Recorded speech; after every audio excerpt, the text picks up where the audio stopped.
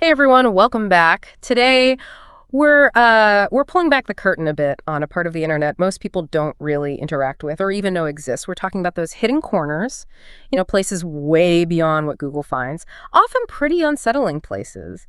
Now, most of the deep web is actually just normal stuff like your bank portal or private cloud storage, just things that aren't indexed.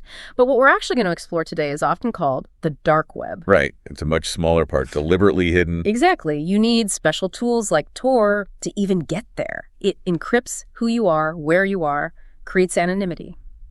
So our mission today really is to narrate some of the, most disturbing accounts from people who've actually ventured into these spaces. We've gathered stories from personal experiences, online forums, people who dared to look. We want to unpack what they encountered.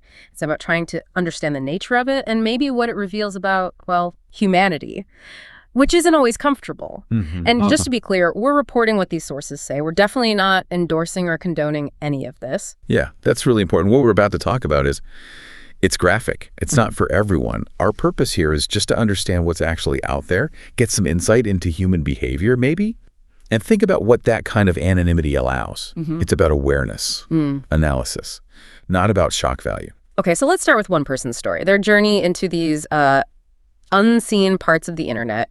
This individual, they considered themselves pretty experienced online, thought they were, immune to shock, seen it all. But they described this chilling process, almost like desensitization, where things that should horrify you just become something you observe. It's kind of sobering. Even if you think you get the darker side of things, there's maybe a part of you that can still be worn down.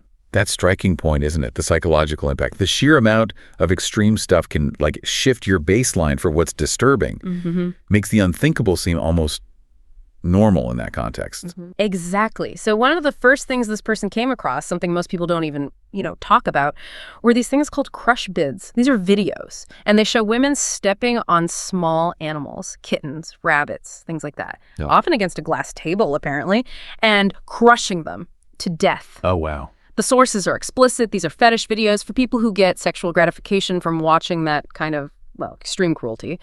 And the detail that really stuck with this observer, the one that sort of hammered home the depravity, was one video, a woman sticking the heel of her stiletto right through the eye of a baby cat and doing it with a smile, like she was completely unfazed. It's just, that stark image. It's abhorrent, obviously. But it really shows how that anonymity, the lack of rules on the dark web, lets these very specific, very extreme communities form. It sort of blurs the line between, dark fantasy and actual real-world harm. Yeah. Creates these awful markets, these hidden spaces, just remove the usual barriers, allows the absolute fringes to connect and thrive in a disturbing way. Yeah. So the crush bids were one thing, this niche of sexualized cruelty. But then this person's journey went somewhere even colder. It went towards the direct live commodification of human life. They talked about getting an invite to a website through an online chat. The person sending it said something like, "You'll really like this." Oh boy. Yeah. Didn't know what it was. Followed the link, which they said turned out to be a huge mistake. The link led to a site with just one video player. Really poor quality, grainy. It showed 4 Chinese men just sort of slumped around a table, looked like a pretty crummy apartment. The observer noticed they seemed drunk, maybe? One had his head down on the table, and when the camera dipped, you could see a tarp on the floor underneath them. A tarp, right. Yeah. For a while, nothing much happened. The person watching almost clicked off, thought it was just some weird, dull feed. And that's often how it is, isn't it? The mundane setup before something awful happens. Absolutely. Then they realized they couldn't skip forward. It wasn't a recording. It was live. The person who sent the link messaged them again, said, "Wait, just 5 minutes." So they did. Opened another tab, kept checking back. At one point, they clicked back, and now there are only 3 men at the table. And this box had appeared above the video, Chinese writing, and 4 smaller boxes below it with numbers changing constantly. Okay. Then, not long after, the 4th man came back. And he had a revolver, sat down, put the gun on the table. You could hear voices, kind of aggressive, from whoever was holding the camera and others off screen. The man with the gun grunted something, spun the pistol, and that's when it hit the observer. This was live Russian roulette for gambling. The changing numbers, Bitcoin stakes. Bitcoin, of course. It's pseudonymous, so hard to trace, perfect for illicit stuff like this. But, gambling on actual lives, live streamed. Yeah, a total breakdown. The climax happened fast. The gun landed, pointing at one guy. He put it to his head, pulled the trigger. Bad. Empty. He was okay. Then the next man took the gun, and this is the really disturbing part. Zero hesitation. Took the gun, put it right in his mouth, pulled the trigger. Oh, no. There was a brief flash. Then the source said a fountain of blood from his head, a bit of smoke from his mouth and nostrils as he just collapsed back. 2 people came in from off-camera immediately, dragged him and the chair away. Wow. The observer just turned it off right then. Yeah. Said it's a scene that stays with you. Beyond the sheer horror. I mean, this just shows how these extreme environments, anonymity, untraceable money, it can just strip human life of any value, turn people into gambling chips. The source mentioned they didn't seem forced, maybe just desperate. Tired businessmen or desperados. That's what they speculated, yeah. But whether they were forced or just desperate, the fact that a platform for this exists, it's just this vacuum of ethics. How low can people think? It makes you wonder. It really does. Okay, moving to the next account. This one's from a Reddit user. Someone else who spent a lot of time exploring the deep web found some truly grim things. This story is about a website they found called Paul's Pressure Tank. Paul's Pressure Tank. Okay. Apparently, this Paul guy custom-built a pressure tank from scratch. It could do several things, mainly manipulate the pressure inside, like a horrifying hydraulic press, basically, but it could also heat up.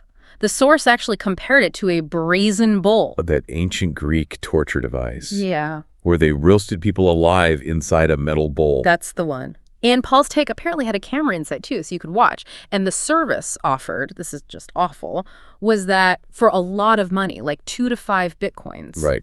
Serious money. You could pay to have someone killed inside the tank. A child, an adult, a teenager, in different ways.